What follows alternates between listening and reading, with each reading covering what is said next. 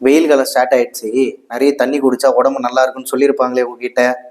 ஆனால் தண்ணி மட்டும் குடிச்சா வெயில் காலத்தில் உடம்பு நல்லா இருக்காது. ஏன்னு நான் சொல்கிறேன். சம்மருக்கு தேவை தண்ணி இல்லை, ஹைட்ரேஷன். ஹைட்ரேஷன்னா என்னன்னா, வெறும் தண்ணி மட்டும் இல்லாமல் பாடிக்கு தேவையான சால்ட் அண்ட் மினரல்ஸ், அதாவது அதை எலக்ட்ரோலைட்ஸ்னு சொல்லுவாங்க. அது சரியான அளவு பாடிக்கு கிடைக்கும் போது தான் உடம்பு வெயில் காலத்தில் நல்லா இருக்கும். ஸோ இந்த வெயில் காலத்தில் உங்கள் உடம்ப ப்ராப்பராக ஹைட்ரேட் பண்ணணும்னா என்னென்னலாம் குடிக்கணும்ன்ட்டு இந்த வீடியோவில் சொல்கிறேன். டெய்லி ஒரு இளநீர் குடிக்கலாம், அது கூடவே நிறைய மோர் குடிக்கலாம்.